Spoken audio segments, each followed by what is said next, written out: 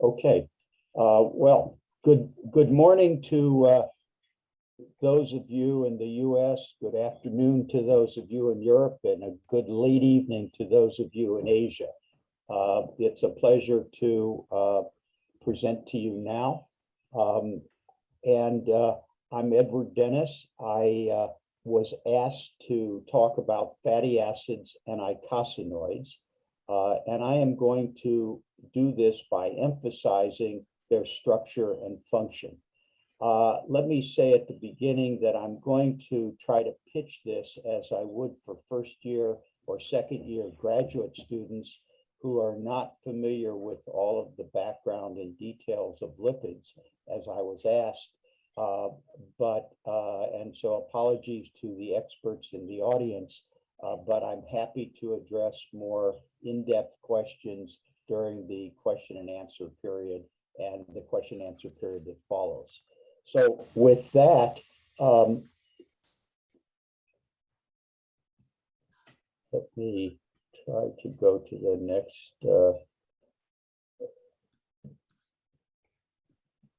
I'm not able to advance this. Bear with me a second.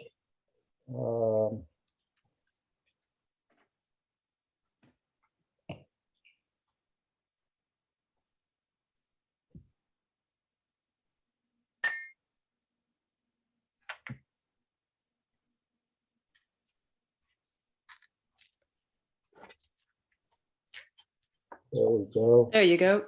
Perfect. That's worked fine, Ed. Now let me just a second. Okay. Hopefully this will work. Okay. So I'm going to talk about fatty acids and eicosanoids in 5 parts. First, while I recognize that Valerie O'Donnell introduced lipid maps and lipid categories, and Matt Conroy talked much about the classification and categories, I want to begin by introducing lipid maps, lipidomics, and lipid categories from the unique perspective of fatty acids and eicosanoids. And then I want to dwell in detail on fatty acids as components of both simple and complex lipids. Then we'll turn to the formation of oxygenated polyunsaturated fatty acids, the so-called PUFAs, and these are eicosanoids and related oxylipins. Then I want to give a brief example of eicosanoids and data from lipidomics as an illustration of their role and how one looks at those. And I want to mention a potential conflict of interest as a company called Liponexus works on fatty liver disease. And finally, I want to introduce the phospholipases because they have a subsite in their catalytic site that is very specific for precise fatty acids. And those specificities can detect whether there's an extra double bond or an extra couple of carbons in a fatty acid chain to emphasize the very important structural basis of fatty acids and their recognition in biological settings. So with that, let me introduce lipid maps once more, following up on Valerie. And lipid map stands for lipid metabolites and pathways strategy. And it really has its origin in the genomics revolution, which is practiced, in fact, as transcriptomics. But in hindsight, genomics was really quite simple because all one has to do in genomics or transcriptomics is recognize which of the 4 bases is at a particular position in the polymer backbone. And as we now know, there are only about 25,000 coding genes in the human genome. proteomics is more challenging because there are 20 amino acid side chains and pre and post translational modification. And with that, there are about 30,000 unique proteins in the databases. But if we turn to metabolomics, which includes all the molecules of a cell, nucleic acids, amino acids, sugars, and fats, there's over 100,000 unique metabolites. And in the databases, there's about 48,000. Now, when we just focus on lipidomics or all the fats, as this training course is focused, there's still over 100,000 unique lipid molecules. And in the Lipid Maps database, as of this morning, there were 45,684 unique lipids. Now, you'll quickly, if you do the math from metabolomics to lipidomics, you'll see that the vast majority of metabolites that we know with unique structures are lipids, and only a relatively small number of nucleic acids, amino acids, and sugars. Now, with that, if you look at human plasma, and there was a question to Al Merrill a little bit ago about sphingolipids in human plasma. If you look at human plasma, 3/4 of the metabolites are lipids, and only 1/4 are comprised of the other 3 categories of biological materials: nucleic acids, amino acids, and sugars. If we look at just the lipids, and Matt introduced you to the categories of lipids, of which Lipid Maps established 8 categories, but only 6 of those are involved actively in human and mammalian metabolism. Those are shown here. And of these 6 categories in human plasma, about half the metabolites are sterols, as Bill Griffith spoke about. The other 5 categories comprise the other half of the lipids in human plasma, as listed here, roughly in proportion to the numbers of them. Now, the smallest little slice of the pie is fatty acyls, and that includes fatty acids and eicosanoids. And that little slice of the pie is what I have been asked to address today. Now, just to note for a minute that when Lipid Maps first took on the challenge of determining the lipid molecular species in the human plasma, it used a sample of human plasma, which was a very large pooled sample developed by the US National Institutes of Standards. And this was a pooled sample of plasma, like a liter of blood, from 100 individuals. They were half female and half male. They did have a narrow age range of 40 to 50, and they represented the ethnic population of the US at the time the sample was actually collected, which is some 20 years ago now, and it's changed since then. But that's what this pooled sample is. Lipid Maps used it, and many other lipidomics initiatives through the succeeding decade have used this same sample for standardization. Now, when Lipid Maps determined the human plasma lipidome, it identified some 600 molecular species. When I say molecular species, I'm using Matt's definition of lipid species, which is with full structural knowledge and stereochemical detail, as that was the standard Lipid Maps used from the beginning. And shown here on this sort of abbreviated metabolic chart in orange is the number of lipid molecular species for each of the categories. If you look at the center of the slide, you'll see that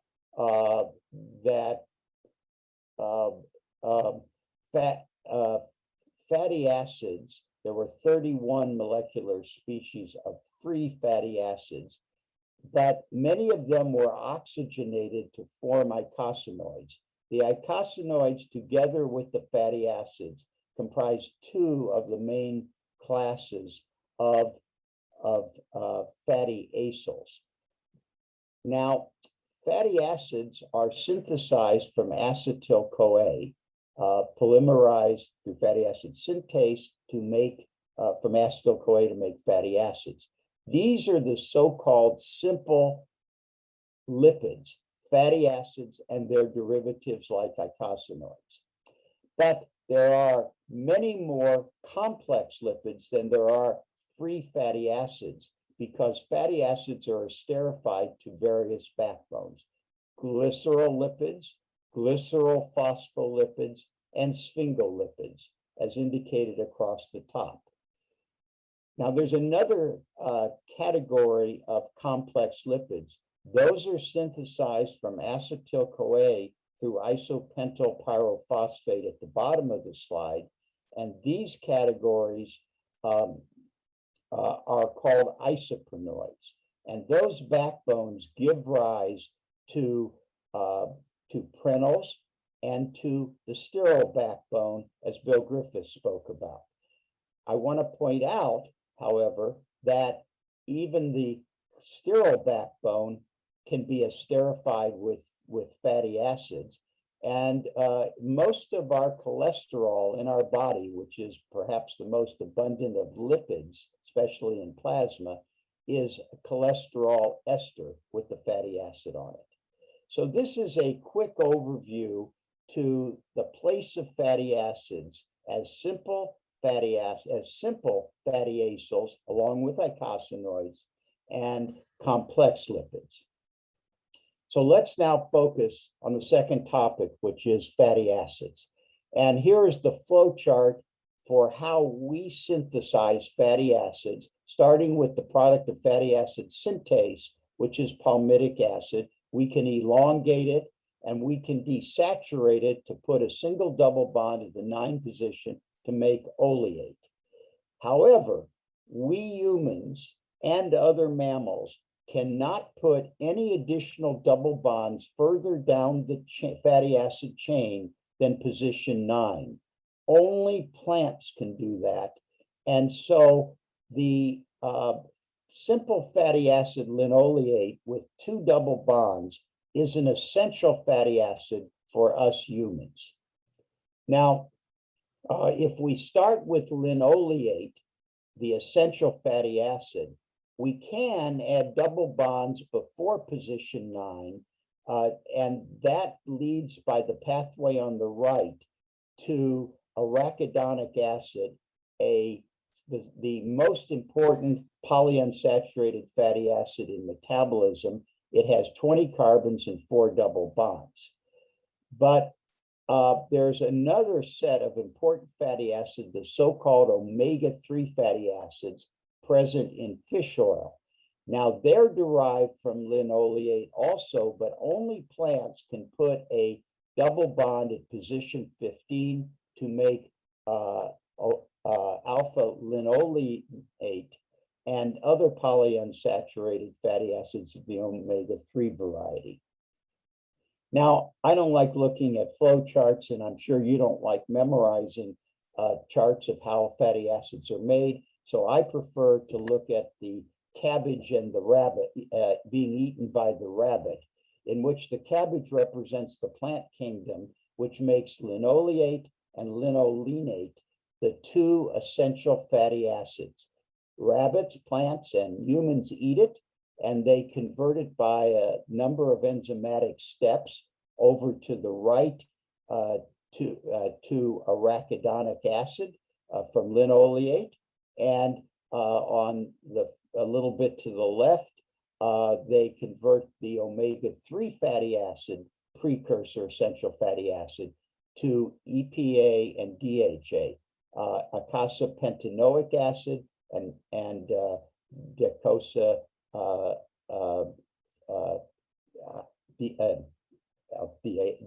I will leave it at. So these are the key polyunsaturated fatty acids that are not only fatty acids, but are precursors for the eicosanoids and related oxylipins. Before I turn to those, I just want to talk a bit about its nutrition and presence. And as everyone is probably aware, fish oils contain a relatively high concentration of omega-3 fatty acids, principally DHA and EPA, can be as much as a third of the fatty acid in fish oils. But other oils contain very little. Linseed oil has a lot, but no one wants to eat it. And soybean oil contains a small amount, but mostly omega-6. The other popular nutrition-based fatty acids have no omega-3 fatty acids and have an abundance of omega-6 fatty acids. And many of them have very little of that as well, and mostly saturated fatty acids.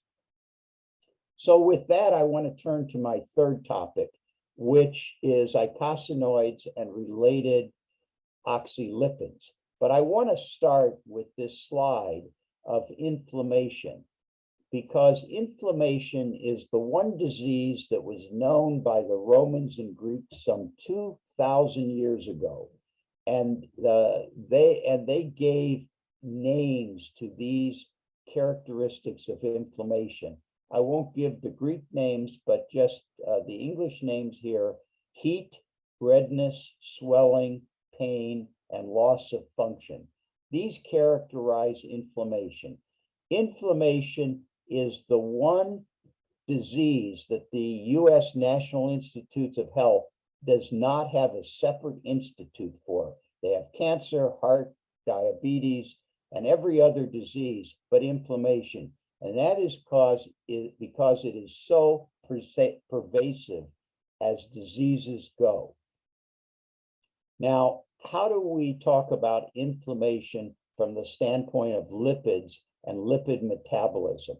And the key to inflammation is one of its major components in the lower left-hand corner of this slide. Can you see my arrow pointing? I'm not sure if you can or not. Can somebody say yes or no? Yeah. Okay. So prostaglandins are a key eicosanoid, and these are hallmark of inflammatory diseases. Now, let me talk about how one generates prostaglandins and go back to the top of the slide. There are a large variety of membrane receptor events on virtually all cells and tissues of the body that, when activate a key enzyme in lipid metabolism called phospholipase A2. This enzyme specifically hydrolyzes the fatty acid on the middle or SN2 position of membrane phospholipids. And when the fatty acid that is on that middle position happens to be an arachidonyl fatty acid, then free arachidonic acid is liberated. Free arachidonic acid is acted upon by the enzyme cyclooxygenase to make prostaglandins. So let me pause for a second and ask if anyone on this call has ever taken an aspirin or any other non-steroidal anti-inflammatory drug. Say yes or raise your hands if you did. Yes. Okay. Yes. I'm going to assume that's a wide answer of yes. Now, that's the problem with Zoom calls. You can't see everybody's faces. But let me just say that the sole mode of action of aspirin or any other NSAID is to inhibit the cyclooxygenase and stop prostaglandin synthesis.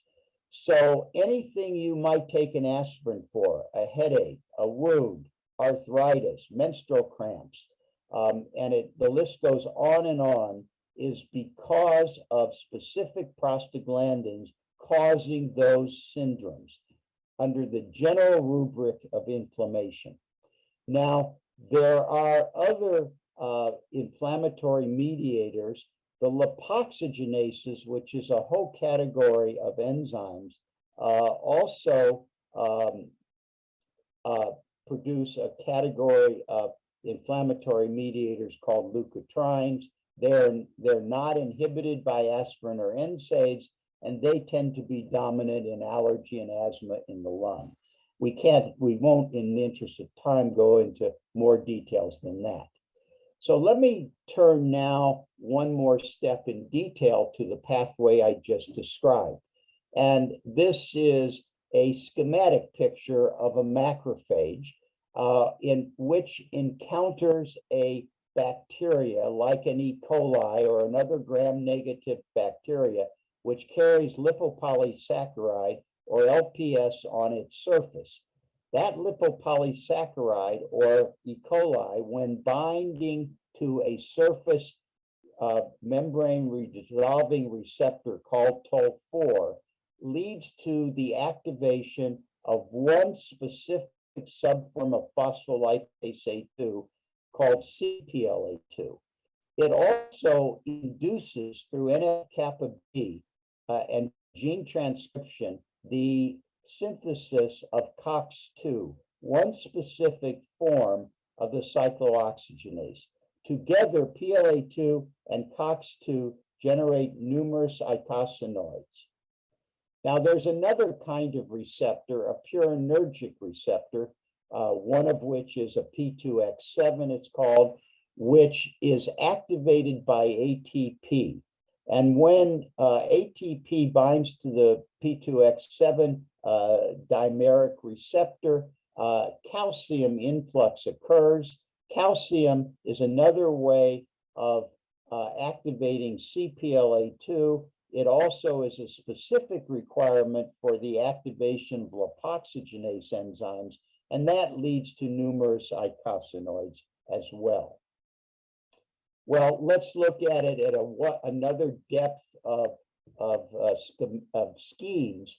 And if one goes to the middle of this next figure and sees the word phospholipid and the word PLA2, imagine in this scheme a particular subform called CPLA2, leading to, which is specific for releasing arachidonic acid, leading to free arachidonic acid in a cell. That arachidonic acid can be acted upon in the upper left by cyclooxygenases. There are two main ones, COX-2 and COX-1, and these lead to various primary prostaglandins, abbreviated here, which lead to secondary prostaglandins that are listed here. And all these prostaglandins have specific G-coupled protein receptors they activate, which are indicated in green, or they activate various PPARs, which cause transcriptional regulation indicated in orange. Now, this is just one small part of the biosynthesis of eicosanoids and related oxylipins, because the arachidonic acid can be used by the so-called 5-lipoxygenase to make leukotrienes and other products that activate a different set of G-coupled protein receptors or PPARs. There are indeed other lipoxygenases, 8-15, 12-15, 12, 12R, a whole number of other lipoxygenases that make various products that also some can activate PPARs and other G-coupled protein receptors like the TRP receptors. And arachidonic acid can be acted upon by P450s to make EETs, which are then converted to hetras and diols, and those can activate various PPARs. In our lipidomics analysis in our lab, which I'll talk about tomorrow, we analyzed some 200 products of arachidonic acid and other PUFAs, particularly the omega-3 EPA and DHA, for which some of these enzymes can act on as well and make unique products. I want to digress for a second just to mention aspirin, since I dwelled on it as an example, because it is such an important enzyme and inhibitor of the cyclooxygenase, and it's such a simple mechanism. it turns out that the cyclooxygenase enzymes, and there are only two forms of it, have a serine in their active site. It has nothing to do with mechanism of action of the cyclooxygenase or catalytic activity. There just happens to be a spare serine in the catalytic site. And in the catalytic site, it was discovered 100 years ago by the Bayer Corporation in Germany that salicylic acid was a good analgesic and anti-inflammatory, and that it binds in the active site of the cyclooxygenase as a competitive inhibitor. But a smart chemist discovered that if you made acetylated salicylic acid, and that this acetylated form of aspirin would be catalytically acetylate that serine, liberating salicylate, that it was a much stronger inhibitor of inflammation. And it kills the enzyme. It is a permanent covalent inhibitor, and that's why aspirin is perhaps the most widely used drug in the world and indicates every disease that is inflammatory. So now let me go back to the scheme I showed on the slide before the last one. This is the same scheme as I showed 2 slides ago, except it emphasizes drugs and inhibitors. Here's the phospholipid PLA2 making arachidonic acid. In orange are all the drugs and pharmaceutical agents in the world that are used today to block various steps in the eicosanoid pathway. And I want to draw your attention to some future developments where people are trying to now develop mimetics of lipoxins, resolvins, and protectins, which are eicosanoid-like products that are related oxylipins that are believed to be anti-inflammatory or pro-resolving. So with that, I want to summarize this section by emphasizing there are only 2 COX genes, COX-1 and COX-2. The number of genes in our genome is relatively small. They code, each one codes for a protein, but there's post and pre-translational modification. So there are more proteins than there are genes. But when you go to metabolites, there's a giant expansion because of the number of fatty acids. There are 30 or 40 normal fatty acids that are very abundant in our metabolism, and many of these proteins can work on all of them. So you get an expanding number of metabolites. And I illustrated only with eicosanoids why there are so many more eicosanoids than there are proteins that act on them or genes. And this is true for the whole lipidome and why there are so many lipid metabolites. With that, I want to just conclude finally this section, because Lipid Maps a decade ago, when it determined the human plasma lipidome, also determined the macrophage lipidome as a typical cell. These were activated macrophages like the scheme I showed you before. And this is a metabolic chart similar to the one for the human plasmidome. And in orange are the number of individual molecular species of each. And again, almost 600 individual molecular species, stereochemically correct and in detail, were determined by Lipid Maps over a decade ago as an early example of cellular lipidomics. So with that, I want to now turn to a little interlude about the importance in a broader way of lipids in disease.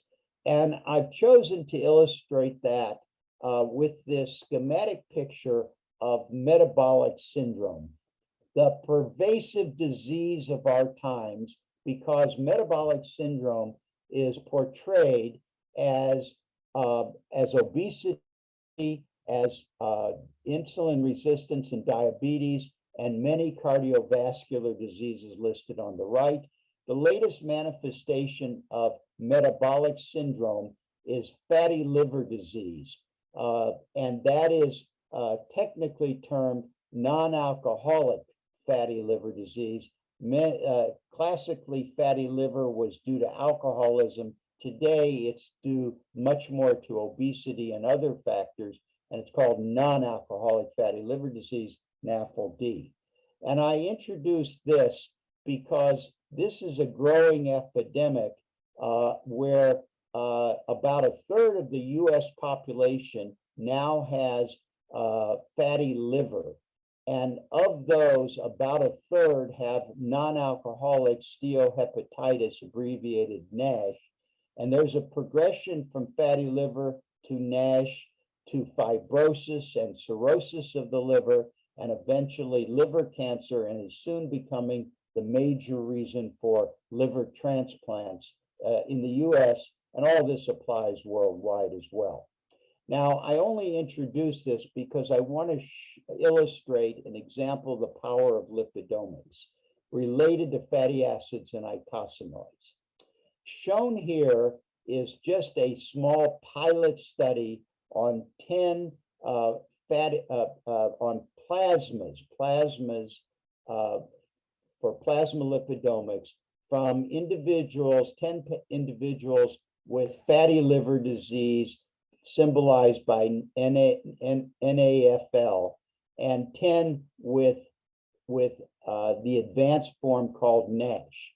And this is the amount of arachidonic acid in their plasma at the center top, which you can see is increased in those with fatty liver and those with NASH. Now, if we look at some of the metabolites of arachidonic acid, shown here to the left is the COX pathway. Down below are the lipoxygenase pathway, and to the right is the P450 pathway, much like in my earlier schemes.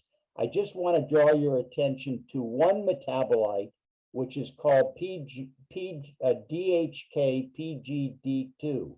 And in this metabolite, those with fatty liver are not very much increased over those of controls, but those with the advanced form of NASH has an increase in this metabolite in their plasma as a diagnostic for this advanced form called NASH. And one can see some other metabolites, the P450 products, which are enhanced specifically in NASH over just fatty liver.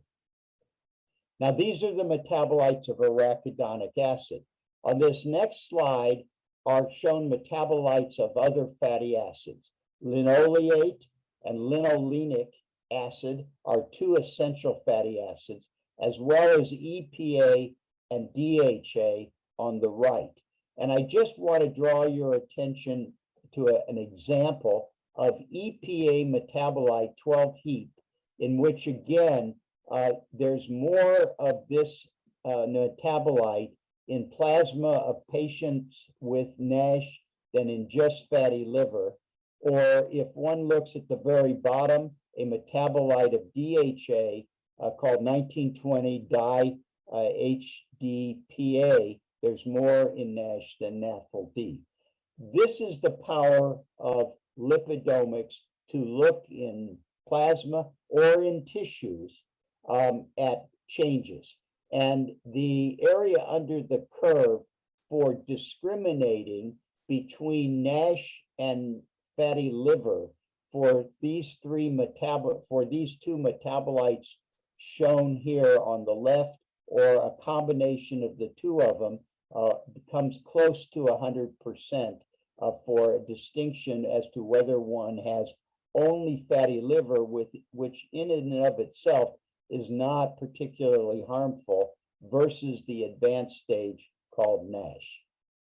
So with that, I want to turn to my final topic, which is a introduction of phospholipases and some specific illustration of the power of stereochemistry and structure of proteins detecting fatty acids. So phospholipase A2 is a superfamily of enzymes. Some of them are degradative, in which phospholipase A2s particularly are enzymes that catalyze the hydrolysis of a fatty acid on the SN2 position of membrane phospholipids. This is shown in the stereochemically correct form that Matt Conroy introduced earlier today. And when the enzymes are just degradative, they produce as products lysophospholipids and free fatty acids as illustrated. Others are biosynthetic when they're coupled with an acyltransferase to add a fatty acid to the SN2 position of the lysophospholipid product, usually polyunsaturated PUFAs. Others are signaling enzymes when their products are converted by other enzymes to ligands that activate G-coupled protein receptors like LPA and PGE2. Now, there are many phospholipase A2s, and this slide is trying to illustrate some of them. A key one, and the one we're going to focus on today and have already, is called CPLA2. It resides on the Golgi. It's a cytosolic enzyme, and it's specific for releasing arachidonic acid and in instituting inflammatory reactions. Others, like SPLA2, are secreted and have a preference for saturated fatty acids. IPLA2 is cytosolic and prefers linoleic acid and the SN2 position, and lipoprotein-associated PLA2s, which are in our plasma and associated with lipoproteins like LDL, have a great specificity for short-chain or oxidized fatty acids on the 2 position. So these different phospholipase A2s can tell what the structure is of the underlying fatty acid that they're going to cleave if they're activated to carry out hydrolysis. Now, this is the result of a lipidomics experiment.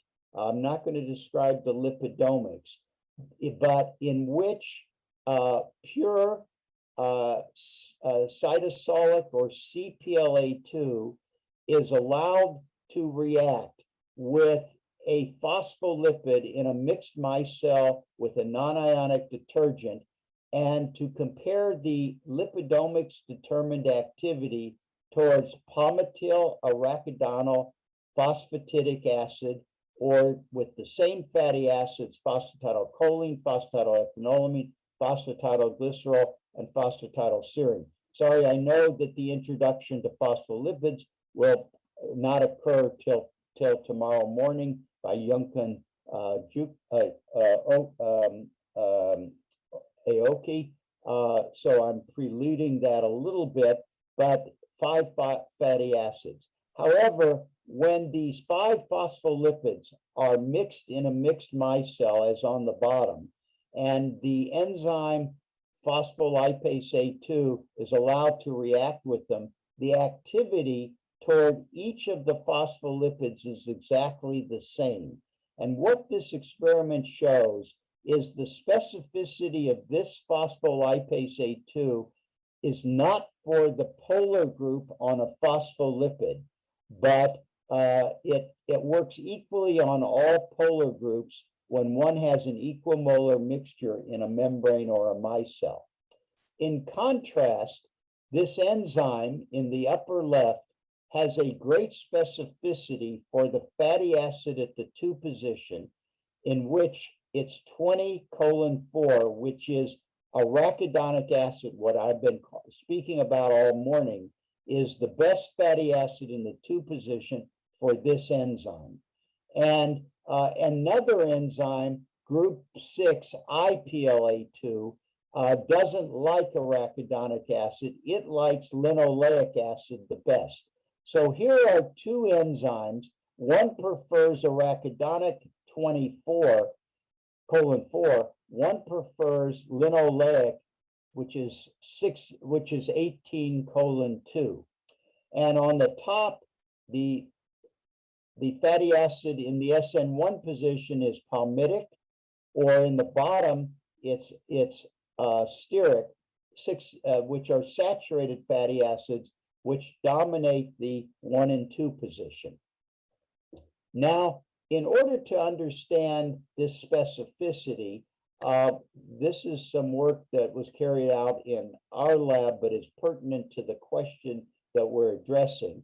We take these phospholipases like CPLA2, we mix them with phospholipid vesicles, we let them associate, and then we dilute them in D2O and look at the exchange rate of deuterium with the amide backbone of the phospholipase to determine what part of the phospholipase enzyme interacts with the membrane. And from that, kinds of experiments, we've developed a model for how this enzyme works. This is a water-soluble enzyme, phospholipase A2. It associates with a membrane, and the membrane causes a conformational change in the enzyme to activate it and expose its active site to binding a phospholipid. And it can pull one phospholipid out of the membrane up into its active site. And think about a phospholipid with a polar group, the circle, and two fatty acid chains. At the very top, as I'm pointing to it, is the binding site for the SN2 or leaving fatty acid chain. And down here is for the SN1 chain. Catalysis occurs, the products diffuse back in the membrane, and the cycle repeats itself. Now, this is the result of those experiments. This is a molecular dynamic simulation in which the catalytic domain of the enzyme, which is shown at the top, in which a single phospholipid substrate is bound in the catalytic site of the enzyme in black, and the enzyme active site is on the one side of a membrane bilayer, for which there's a slice shown in purple of the other membrane phospholipids, and it is allowed to carry out molecular dynamics to optimize the binding mode of the phospholipid in the active site of the enzyme. And you can see where my pointer is the SN2 fatty acid chain, which is arachidonic acid in this phospholipid. And the arachidonic acid has a very specific binding site in which the arachidonic acid is a sort of curved structure, because this is how it binds in that catalytic site. Now, in this next simulation, we've pulled this phospholipid out of the active site, and it's in the membrane, and the simulation shows what happens when the enzyme has docked on a membrane and is sucking up a single phospholipid into the active site. So you can see where the active site is and how a single substrate is pulled up into its active site to carry out hydrolysis. And that is the location. Now, on the next slide is shown a different enzyme, the IPLA2, which I already mentioned as preferring linoleic acid, but it's shown here pulling up the same phospholipid as on the previous slide, in which arachidonic acid is in that middle or SN2 position and where it's pulled to. Once it's pulled up in the active site and it's allowed to occupy its ideal position, the active site opens up upon causes a conformation change. And this defines the substrate site of the arachidonic acid in this enzyme. In this enzyme, arachidonic acid looks very different in its structure than in CPLA2 because the binding subsite for the SN2 fatty acid has a very different conformation. And I want to illustrate that in this slide. On the left is CPLA2. This is a phospholipid containing palmitic acid and arachidonic acid and choline as the polar group.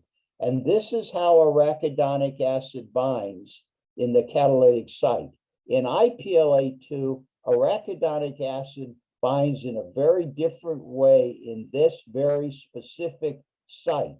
However, on the left is how arachidonic acid normally looks conformationally in X-rays. On the right is a very abnormal conformation.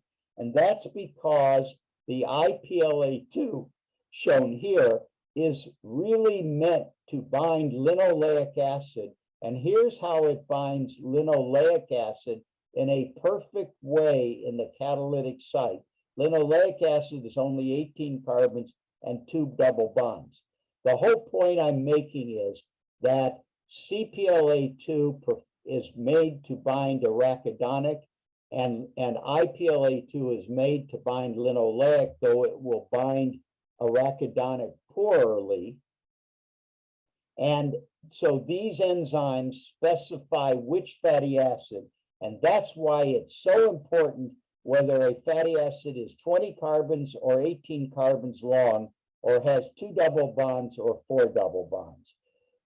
So to conclude, the scheme I showed a few minutes ago of a water-soluble phospholipase associating with the membrane causes a conformational change, opening up the active site to bind a single phospholipid with very specific subsites for the SN2 leaving fatty acid, and incidentally for the SN1 fatty acid. Each of the enzymes is different, and there's some small differences for polar groups, but very little, to cleave it to make its products to go back in the membrane and recycle is how these enzymes work, taking advantage of the structural and stereochemical differences of the fatty acid chains. So with that, I want to conclude, and I want to thank my colleagues and co-workers in my lab who contributed to many of the slides and details that I provided today. Highlighted in yellow are the particular individuals who've contributed to the specific data that I showed today. So let me now open it up for questions. I also wanted to note that I have currently a postdoctoral position open for somebody to do cellular lipidomics of eicosanoids, phospholipids, and single lipids. And if anybody is interested or has further questions that aren't answered today, please email me as shown on this slide. With that, I will stop and take questions.